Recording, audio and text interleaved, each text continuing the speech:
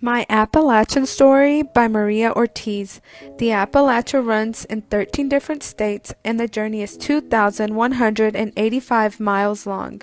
I never knew that people were considered to be Appalachian cultured, but by learning about Appalachia, it has opened my eyes and made me realize that I have Appalachian culture in my own family.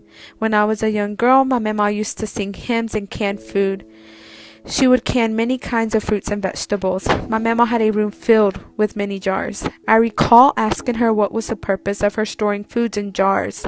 I remember her telling me that her parents, my great-grandparents, were really poor, so when the Great Depression came, it hit them really hard. They lacked money, and my great-grandmother had to find ways to support the family.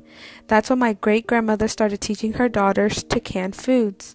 My mama said that she has continued the tradition of canning foods because if there was ever a time in this world another Great Depression came, or if her family ever lacked food, she would provide for them. My mama was born and raised in the Appalachian area to a family who was already considered to be lower class, so when the Great Depression hit, they really suffered. My mama still continues to can food. My mama, like many other Appalachians, is very self-sufficient, independent, and does not tend to rely on others. Now I realize why my mama does the things that she does, because she was born in the Appalachian area and her family suffered through the Great Depression. That is what led her to store canned goods. She has always had some kind of fear that she will need it one day. These particular kinds of things are changing. You don't see many people canning food anymore. Times are changing and we don't have time in this busy world. People are always busy working and the skills have been lost. It's easier for families to get processed food or stop by a restaurant really quick.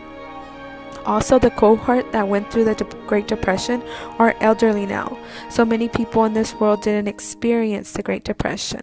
Although I have not continued the tradition of canning food, it has kept me humbled and reminds me and my family of the importance of preserving your own food and being appreciative of what you have because you never know when you might need it.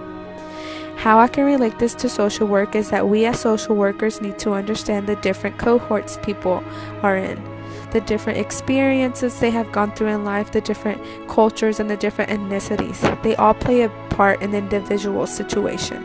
We all need to understand the life course that influences historical change in human behavior.